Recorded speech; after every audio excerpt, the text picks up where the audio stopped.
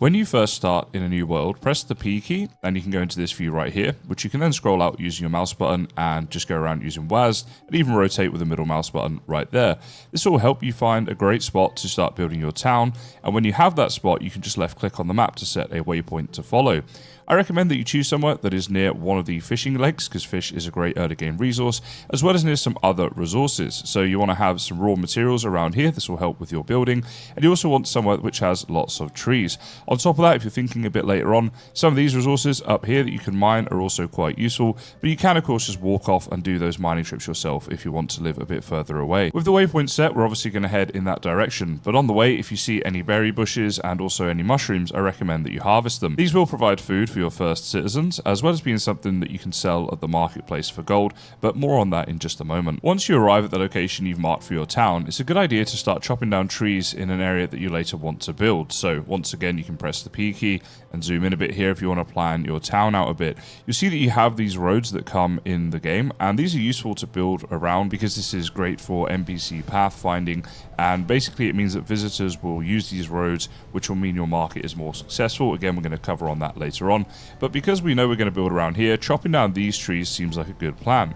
Now, it's important to remember that the first thing we need to do in just a moment is hire ourselves a lumberjack. So once we do want to start cutting down some trees here, we also want to leave enough trees in the area that the lumberjack can cut them down and plan exactly where we want to build that building. Now, this isn't to say you need to be concerned about cutting down all the trees in the area, because as you can see right here, there are plenty around. What it does mean though is if we press P, you can see that the area that we're in right now would be great for a lumberjack because there's so many trees around.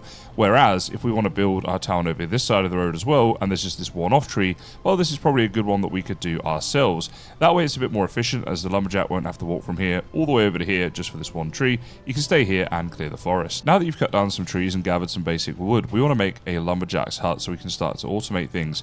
Now, I like to build by pressing P first and getting a bit of an overview, as I find that a bit easier. We can then press F to build up the build menu right here, and if you go into this one right here, this is where all your items are, so you can search through different things here. Now, while I'm here, I want to talk very quickly about prefabs, because these are buildings that you don't have to make as such. You can just download them, and then if you left click them, as the name suggests, they will provide a prefab for you to then build. I've put a link in the description that will take you to this Steam page where you can download these prefabs, and then to install them in your world, all you have to do is left click on one and place it down where you want it once you have enough resources. However, we're just going to build our first lumberjack, so by building in this mode, it gives us a good overview. Using the middle mouse button right here, we can change the height of this building. So let's say we just want to put that one like that, and then we can zoom in and get a bit of a better view at this thing, and then we go into all items here, and if we go back to the build menu under production, we find the couple things that we need, which are the woodcutter's bench and the log pile. So if we place down a woodcutter's bench here somewhere, we can just use R to rotate that around and say place that in there. You'll see right now this shows up as a woodcutter, but the blue ring is not filled. So if we press K and go to our buildings tab and then click on the woodcutter, then we can see here we have the start of a woodcutter, but this little maintenance warning sign lets us know something is wrong. And if we go into here, it does tell us what that is. So you can see here in red, we need a log pile storage. And also in terms of structure, we're 10 out of 13. So we need to place more structure. So what that means is if I press F now and I go ahead and build the log pile storage that we see right here, so we can put that opposite the bench just like that. We don't actually need to do much more now in order for it to count as woodcutters. So let's go into the structure and build up that score. And let's say we want to place down a door. So we want to place that over on this side right here for easy access. That takes us up to 11 out of 13. So now by just placing down a few other things, so let's see, we want to place like a window over on this side, and then we're going to place down a couple of walls. In fact, just one wall there is actually enough. So this technically is a woodcutter, so you don't always need to build something fancy. It can be very simple like this and still count. For this though, let's go ahead, I will put another wall on, and we'll also put a little roof on top. Now I find if you build off the ground like this, which I commonly do, it's a good idea to also put some stairs on the front of this thing like that. It just makes the pathfinding a bit easier for your NPCs. Talking of which, if we press K and go to recruits, you'll see here that we have a few people that are applying for the job. Now, we need someone who has this brown thing right here. It says there, this villager can perform peasant jobs, and it tells you what they are, versus this orange flag over here, which are completely different jobs. So a really useful feature, this just hover over that and you can see what jobs they can do. You'll also see they come with requirements. So we couldn't hire, for example, Edward or Magdalena even if we wanted to, because we have not met these requirements here shown in orange. Alexander the drunkard though, he's happy to just come in with basically no requirements, so we can start to negotiate by clicking this button here. Now when we do this, you'll see that as we start to increase the amount of gold we want to offer him, the green bar over here fills up. So if you get this all the way, that means yes, he is 100% going to join you. If you put it slightly lower, then it means there's like a little bit less chance. So that might be like 85% he joins us and 15% he doesn't, for example. And just over here we see our total amount of coins, which is 300. Now for the sake of this tutorial, I'm just going to offer the full amount so that when we make the offer, we do indeed get him. And then all we need to do is go into buildings, into the woodcutter, and if we go under status, we can put Alexander in as a lumberjack. Incidentally, if you did put him in as a sawer, that would produce the planks that you can make from the woodcutter itself. So right here we have this refined lumber crafting option, and if I press I, we have a few logs on us. So if I go ahead and press E, this bar will fill up with a red right there above the E, and in the bottom left of the screen, it tells you right there that we have picked up 5 planks and 1 kindling, and we did that from just 1 log. Planks are used to build a variety of different things. So for example, if we go and close out of this and go back into the build menu, particularly things like decoration, for example. So crate here takes 2 planks, as it says on the right hand side, or we can build an outhouse there and that needs 5 planks, and so on. Now the reason you want to build the woodcutter first is because not only will you now start to get logs that will be automated, and that will save you a lot of time later on in the game, you're also going to clear all this area, so if you want to build here later on, you can. And on top of that, by working as a woodcutter, this guy right here is actually going to pay taxes to our town. So our gold is currently at 275, will start to slowly go up over time. Now doing this very early on in the game like this does make a huge difference to your overall gold that you get later on. Now as this tree falls on my head here, it's because our woodcutter is getting to work. So it's a really nice thing actually, you can see your citizens in this game actually working. So personally, I really like that. Now, he's only been running for literally just a couple of minutes, and if we go into the log pile right here, he's already got 45 logs, so that's why you want to get on with this straight away, because that is going to be so much building material for us, and even we can sell some of those in the market in a second as well. Now, let's go back into P, because the next thing that you should build is a house. Now, for the housing, again, you can go into prefabs, and you actually do start with one in the game, which is this one right here. As you see right there, it does require 18 planks, so you need to start making some of those first, and obviously a bit of wood. Now, it's a good idea to have your house somewhere near where people are going to be working. So we're going to build this one down here, set up a little camp, and there we go, the house has been built. And because we used a prefab, it's all built in one, just like that. Now, that's not to say we can't improve it, because we can go in there, we can decorate it if we would like to. But for now, what I want to do is press K, go into my buildings, and then under house right here, let's put Alexander in the living quarters. And this will make him a bit more productive. So we're going to get even more wood from him, and he'll work even better. Also, you see right there were 2 people that can live in this house, so we now have a house available for 1 more person, and many of the recruits do require some kind of house. You can see right here, this one wants a house, but it also wants a forager, which is why they're not coming in. But now that we have built the house, it does light up blue for this one.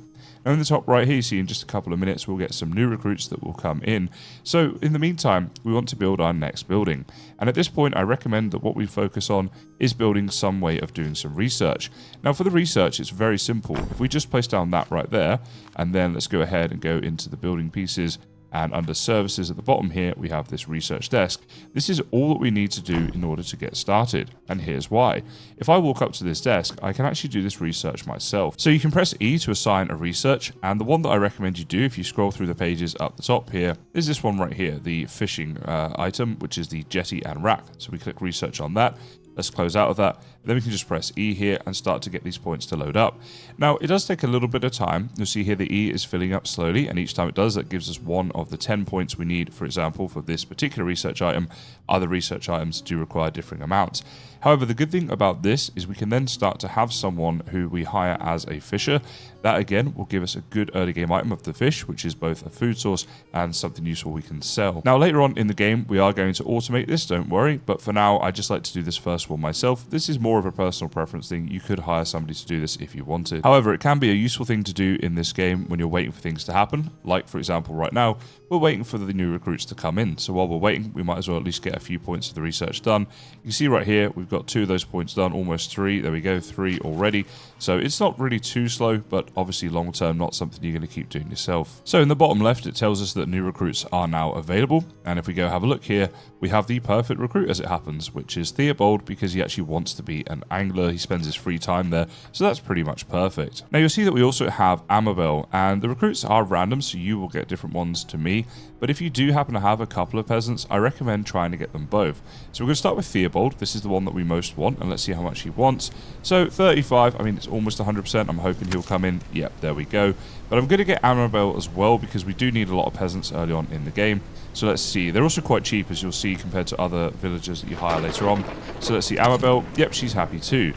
Now, what I'm going to do, if I go to buildings and let's go to the house, I'm actually going to put Amabel in this house, and the reason for that is because she can work in here as the sawer. Now that we have the sawer in place as well, we basically won't have to worry about the logs or planks for the rest of the game. So it's a really nice position to be in from such an early start. Now that we have the research complete for our jetty and rack, we can go ahead and build up the fishery, which is the next thing I recommend that you build. Now, of course, we want to put this over in the lake, and if I press P, you'll see that if we go out like this, the lake is over here versus the buildings we've currently built being over here. And I just want to say, don't worry too much about building your town out like this. As you play through the game, you will soon start to fill up the in-between bits, and the villagers' pathfinding is very good now. It was a little bit dodgy in the beginning, but that has been fixed, so if you've been playing for a while, don't let that put you off. So you just need to put a little jetty out here. Now, you can do this however you like, but I like to build a couple of foundations out like that. And then if we go into production, we find our jetty, which is this one right here, and we just put that down on the end like that, and we're halfway there. The only extra thing we have to build for this to work is a fishing rack, which we'll put down like that. And there we go. We have our jetty. And as soon as that is done, we go into our buildings and into the actual fishery itself. And Theobald is going to go in there as our angler and start producing his fish. And as you see, we can have another fisher if we want.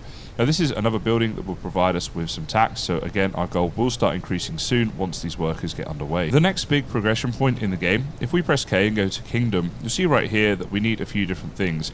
And one of them is a storehouse. The other is going to be a tavern. Now, I like to build the storehouse first in conjunction with the market stall that we've been talking about, so I can show you guys how that works, but also so we can start producing even more gold. Now, let's start with the market stall, and I like that to go on one of the main roads that are already pre-built in the game. If we press F and go to all items, down the bottom here under other, we can make our own roads, and the pathfinding on this is very good, but I think the best amount of traffic you're going to get of villagers coming in is going to be on one of these pre-made roads. So if we go to the services tab here, we've got our farmer's stall right there, and I'm going to place that down on the main road just here somewhere like that. Very good. Now, in order to get this thing working, we do need to make a storehouse.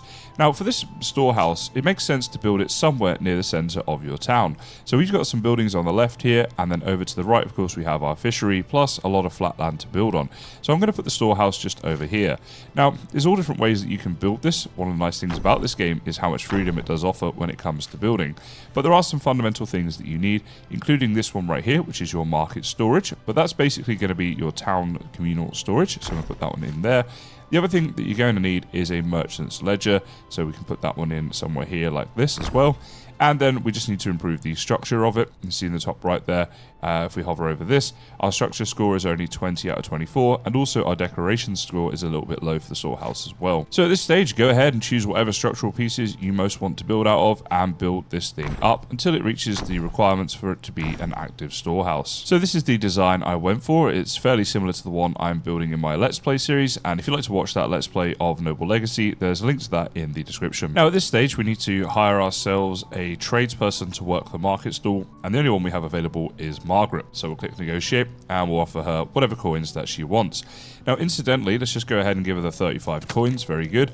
You'll see in the bottom left, my gold is now 218. So it was 175 not too long ago, and we just hired somebody. So it does go up pretty quickly once you get these people working the jobs, as I said. Now under buildings, if we go into the storehouse right here, we're going to put Margaret in as a merchant, and this means that she will start to work the market stall. But we have to tell her what she is available to sell. Now what I'm going to do is go to the storehouse right here, and I'm going to put in all of the stuff that you see here. So we've gone and put in a load of wood and planks because we're making plenty of those anyway. The kindling is in there. It's not something we're going to sell, but I'll come on to why that's there in a second. And also the berries that I already picked up. Now, with all of that stuff in there, what we can do is over here at the market, we can press E to assign sellable items, and we can choose what we want to sell. So, for example, with berries, we could left click here, and that goes to sell all. However, if you wanted to, you could keep a certain number of these in storage. That way, your citizens will always have food. Now, personally, this isn't something I found I need to do, so if I want to sell something, I just hit sell all, and I like to do that with the berries, also the fish, the mushrooms, even though we don't have any yet, And then I'm going to do it with the lumber and the wooden planks. And just to say, guys, you will never sell out of this stuff. So don't worry and think you're going to sell all your build resources. You're not. I just like it on sell all so that if a visitor comes and wants to buy it, they can, and we'll make lots of money from them doing so. Another way to do this is by pressing K and going over to the Kingdom tab. And then you can see over here, once again, you have your economy here of stuff that you can buy and sell. So again, we can put sell all on this stuff. Now, the good thing about doing it from here is you can see how much of this stuff you actually have in storage as well. So that can be a bit of an advantage because doing it this way, you can then see if you're low on something like fish, for example. We might say, you know what, let's not sell these just yet. I'm not going to worry because I know this soon gets caught up with the fishermen being quite productive, but it's just something you can keep an eye on. Now, at this stage, it's a good idea to build another house as we have a couple of homeless people. And I'm going to put this somewhere over this side. So it's going to be around the back of the storehouse and kind of in between the storehouse and the jetty that we built earlier. So we'll just put that over here. Yeah, just like that, we'll be fine. And then once we've done that, if we go into the house, and you see here, this one here that has 0 out of 2, we can put a couple of people living in there, and this makes them a bit happier. In fact, quite a lot happier. You see Theobald right there. He had a little warning sign because of how unhappy he was, but putting him in a house immediately fixed that. Now, you can go to your villagers tab here, and you can click on someone like Theobald to see details about them, and also get an idea as to why they're unhappy. So, for example, right now, he has an effect here of a great home, just by putting him in the house, and that gave him the plus 10 morale. And up here, you can also edit their names if you want to rename any of your villagers to something else. Now, talking about houses, if we press K, and we go to buildings and select one of the houses, under the maintenance tab right here, you'll see that they need fuel. So if the house is ever running low on this, make sure you add fuel yourself. You might notice villagers complaining about being cold, or you might just come in here and see that it's kind of got low, and you can just click to add fuel yourself like that, as long as you have something in the storehouse that can be added as fuel or in your inventory. So that can be wood, it can be planks, and it can be the kindling that we saw earlier. But by putting it in the storehouse, as long as there's plenty in there, you should be fine and shouldn't have to do that. It's just something you can keep an eye on if they're complaining about being cold. Another thing that you'll see here under the house section is that it can later be upgraded, and this will make people even happier again for living in a better house, but it's missing some things, right? So we'd have to put a table in, as well as some tier 2 structural parts. Now, later on in the game, you'll have multiple houses, so right now we've only got 2, but let's say we want to track this house, either to upgrade it, or maybe to find one of these villages or something like that. If we click track right there, when I close out of it, you see this wood foundation that's showing up here. That's how we know what house we're talking about. So if I specifically wanted to upgrade this house, I'm now able to do so. So let's go inside and see what it would take to actually upgrade this thing. Now, the decoration score could be better, and it's also a little dark in here. So I'm going to kill 2 birds with 1 stone. And under the decoration tab right here, we have different elements of lighting. So let's go ahead and put like a little candle up there so we can see what we're doing a bit better. You see there, the decoration score goes up to 25 out of 30. Now, you might have noticed before as well, we did have a requirement of a table. So under furniture, we can go ahead and place down a little table under the window here, and that improves our decoration score quite vastly, as you can see, as well as giving us the requirement we needed. So if I go onto this house right here now, you'll see basically it has the table showing up, and it's a much better decorated house, but it is still missing tier 2 structural parts. So you're probably wondering what a tier 2 structural part is. Well, if we go into items right here and go into structure, then you'll notice that we have walls here that are all wooden. A tier 2 wall is this. It's anything that's made out of brick. And then we have tier 3 right here, which is stuff that is made out of stone. Now, if we go back outside and press P, you'll see that over here we have different amounts of clay in different areas, right? All these different clay deposits. So if I run over to one of those, we can mine those in order to get clay, which we can later smelt down into bricks. This will require some research though. And in order to do the research of the forge right here, your kingdom needs to be a hamlet. And so before you start prioritizing this, if you go back to your kingdom, it tells you what you need to do down at the bottom left here in order to be a hamlet, which is we need a population of 7, and we also need some sort of basic tavern. As such, we know our next task is going to be to make up a basic tavern. And to that end, we might as well start researching the tavern next. So we can click on that on the research tab and click research, and either do it ourselves or hire somebody else to come and do it for us. So at this stage, I recommend that you improve upon your library so that somebody else will do the research for you. Now, it doesn't need much to be improved, but it does need to be a little better than it is. So we can make a slightly nicer structure, just like this, and then place down the structure around it to get the structure score even higher. put down some stairs and stuff like that, and we'll do some decoration inside as well. Of course, you guys can build this however you like. As long as it reaches the basic requirements, then you'll be fine to turn it into a library. And just like that, we have the new library built. So the thing to do now is to recruit somebody to work there. And I guess we need this tradesperson here. Unfortunately, this one wants a tavern. So at this stage, we would have to wait. Now, when you get into a situation like this where you're just waiting around, you got one or two options. Either start doing some of the research yourself to get the points ahead, or you can build the requirement that they're asking for. So in this case, it would be a basic tavern. So let's see if we can go ahead and do that. If I press P, we'll find somewhere for the tavern. Now, once again, the tavern is an item that the villagers who visit will use. So I like to build it near one of these main roads. And I think maybe just here is a good spot for that. Now, at this stage of the game, I'm just building something very basic because this is basically just to make the point as to how we upgrade our town. And also, it is only asking for a very basic tavern. However, you might want to decorate yours a lot nicer than this. And I do recommend getting into the decorating in the game because it is a really fun part of Noble Legacy. And you do have a ton of options in this game for decorations. So right now, we've built a very basic building here, which is going to be a tavern, but we just need to wait until we can do the research. So let's go ahead and get started on that, and then we'll get that built. Okay, so here I was researching away, but we do have some new recruits now, and here we go. So we do have 2 of the tradespeople that we need. It looks like both of them, though, want us to have a tavern. So it seems we're just going to have to keep doing this. But within a few minutes, I'm already up to 15 out of 20. So doing it yourself really isn't that bad. You just stick a video on the second monitor. You know, probably a Kaizen playthrough of Noble Legacy, something awesome like that. But whatever it is, before you know it, you've researched it anyway. So hopefully we can get this done and even get the tavern built to get those new tradespeople in. Now, with that research done, we head over to our very humble tavern, and we can press P to build again. And this brings you on to a point. If you've already built your roof and you want to build things inside, just scroll in and the roof and walls disappear, which is a very nice feature. Anyway, let's go to production right here, and let's see what we've got. Actually, it's services. So we have the stew pot. This is part of the tavern. But the most important thing is going to be the bar. Now, you do need 20 gold for that, but because you've been following my tips that I've laid down here, that is no problem. So we're going to put down the bar just like that. And we actually have kind of a basic tavern right now already. However, let's do one better than just that. Let's place down a stew pot as well. Oh, I need some planks. Now, again, you're not going to find yourself short on planks when you've been following my tips, because if we go to the woodcutter right here, I haven't checked this in a little while. Let's see how many planks and things we have. Oh yeah, quite a few. So, as I say, this definitely adds up very quickly. And that does enable us to place down the stew pot, which we'll just put, like, maybe here somewhere for now. Yeah, that's pretty good. Now, the tavern does also need a dining table and chairs, and I really don't recommend you build your tavern as small as I've built this one. As I say, this was literally just for the tutorial purposes. We're going to put it in here. So we'll put, like, the tavern table there, and then we need to give it a couple of chairs. Now, interestingly, this chair right here says that it's uncomfortable. It provides decor of 3 and only costs 2 planks. This one right here doesn't say it's uncomfortable, so I typically go for the stool, and I kind of like learned that the hard way, but I'm just telling you guys that. Anyway, that means the tavern is built. And if we go back into our recruits, they are now both happy to come and work here. Now, if you're tossing up between 2 people, you can actually look at their stats because it tells you what they do. So charisma improves coin and rating earned from visitors.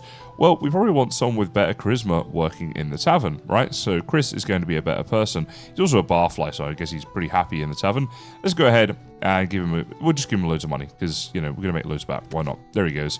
So now in buildings, let's go to the tavern. And under this one right here, we can go and put the tavern keeper as Chris. And as you see, we can hire a server as well later on as well. Now, if you go back to recruits real quick, some of the other stats though, so increases carry weight. Obviously, that's going to be better if you've got someone collecting resources, for example. So it is worth just having a look at what these things are in order to make sure you're hiring the best person for the job. Now, with that tavern set up though, what we can do is under the Kingdom tab, you'll see right here that the next rank being a hamlet just requires one more thing, which is a population total of 6. Now, right now, our population up here says 5 out of 4. And the reason that it says that is because we have 5 people, but we only have housing for 4. So let's go ahead and build one more house, and then we'll get somebody into the town. So once again, I'll just use the prefab for that. And with that house built, I'm now going to hire Magdalena. I want another tradesperson because if we hover over here, one of the things they can do is be a researcher at the library, which is called a scholar in this game. So let's go ahead and give her lots of money. There we go. Nice well-paid scholar coming into our town. We go to the empty house, we put the 2 people in there. They're both going to be much happier with that. And in the library, we now have a scholar, Magdalena. So at this point, if I want something to be researched, I can go ahead and see what I haven't researched yet and be like, okay, let's do the weapons rack, for example, research that. That will now just happen for me. And over time, we can just be getting on with other things while that happens in the background. So that's pretty awesome. Now, if we press K and we go to our kingdom tab, you see right here that the next rank is village and our current kingdom rank is hamlet. So that does a few things. Under the research right here, anything in this green tab on all 3 of the pages can now be chosen to be researched because we are a hamlet, so that's very good. If you'd like to see a playthrough of Noble Legacy, click the video on screen now, and I hope you found some of the tips useful in today's video. If you have any questions, do let me know in the comments, but for now I just want to say thank you so much for watching, and I look forward to seeing you guys in the next one.